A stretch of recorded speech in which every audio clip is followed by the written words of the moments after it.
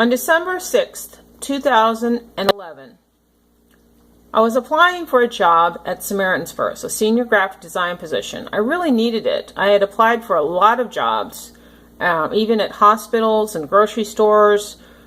Any graphic design position or anything close to it I would apply for that was in the area. Samaritan's Purse continually had a senior graphic design position over and over and over again, but I knew that I had to write a testimony to get the job, and I didn't really want to do that. I finally made the decision that I would apply for this job, especially since they did a lot of mission work, and I love doing mission work. So I started working on my testimony. On December 6th, I was watching lots and lots of testimonies. I had done it for days. Testimonies on YouTube, read about how to write a testimony, and I actually started to watch this video. It was Mary Did You Know of the Passion of Christ. I was told by Nikki and Tom that it didn't make any difference how involved you were in the community. In fact, it didn't make any difference how involved you were in your church. See, I had become more and more spiritual in North Carolina. And I actually believe that I already had gotten saved, if you want to call it getting saved. I was this really calm person. I've met many, many people that are like this. They have this incredible calmness about them, and they've been, if you want to call it, saved. Well, they weren't as clear as they needed to be, and that is that you got to surrender all. You can't leave that little bit left in you, from Jesus, I guess, or God. It's when you surrender all to Him. But the thing of it is I watched this over and over and over and over and over and over. And my friend said, this lady that I was renting a room from, she said, "Nancy, you've been saved." I mean, I so badly wanted to work for Cross North School. She said, "You know, Nancy, you've been saved. Just pick a date." Well, I just didn't understand. They talked about, you had to have this stamp. It was like you were stamped with the date that you dedicated your life to God. And I'm still not sure what it was. I really am not. So people that are Hindu, Buddhist, agnostic, atheist, I hope you hang in here with me, because I just want to explain what happened to me. Right here, I watched this over and over and over again, and on December 7th, 2011, at approximately 1 o'clock in the morning, that's really important to me because it's Pearl Harbor Day. I was really, really glad that it happened on that day. There was a little door that opened here, a teeny weeny little door. And something left my body and went through that door. Inside my heart, it snapped, and I was filled with this incredible amount of energy. But what happened next was that I was transported to here. This is St. Chapelle. And I was floating in this gorgeous cathedral, in awe, again, of it, with our beautiful windows, the height of the Baroque era, not Baroque, the Gothic era, floor to ceiling, gorgeous stained glass windows.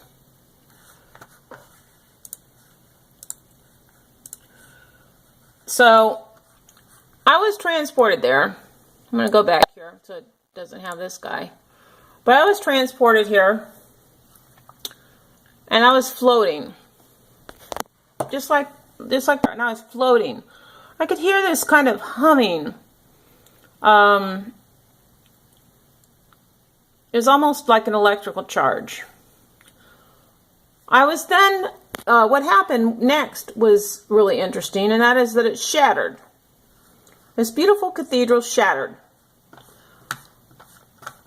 And then I was transported to outer space. I was in outer space. And then I was like floating there, and then I was in the mountains of North Carolina. It looked like this. I was just floating over these mountains. These are in Georgia, but this is the closest that comes to me. I was just floating there. There were no trees in front of me or anything.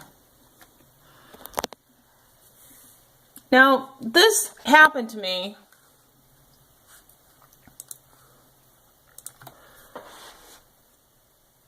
and it felt like a split second, but it also felt like eternity. It's very weird, the feeling that I had. And a friend of mine, she actually calls it an initiation. I don't know what it is, but I'll tell you, it was very much like in the movie Out on a Limb, which was Shirley MacLaine, where she had this silver thread that was attached to her, and she went into outer space, if I remember correctly, or way up into the planets and things. I just went there in a split second. It was like boom. But it was really weird. It was like I had been there before. It felt like I had been there for a long, long, long time. But it also was a split second. So that was my vision. I asked several people about what it meant. What did it mean? I believe that it meant that, see this beautiful chapel? Absolutely breathtakingly gorgeous chapel. Well, how about this chapel? And this chapel. God created it all. Now, atheist and agnostic, I'm sorry for saying it this way, but, you know, I don't really want to use, if you want to call it source, it's just this an amazing force that's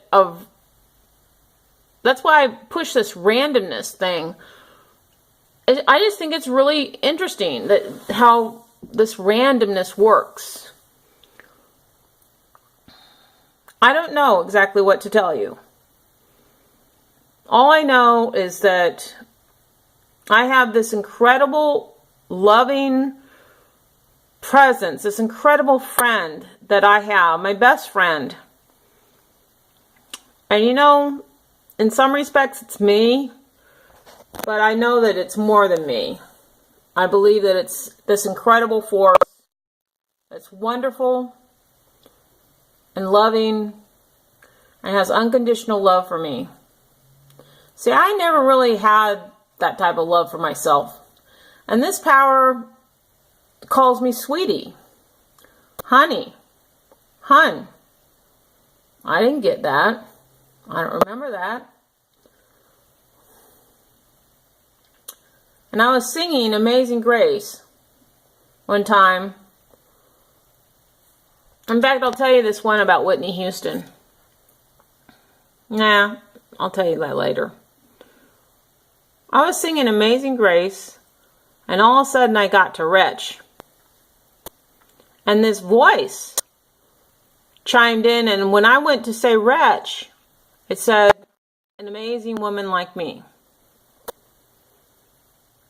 I never got that. I never thought of that about myself. I didn't have very good self-esteem. It was strange. Part of me did, and part of me didn't.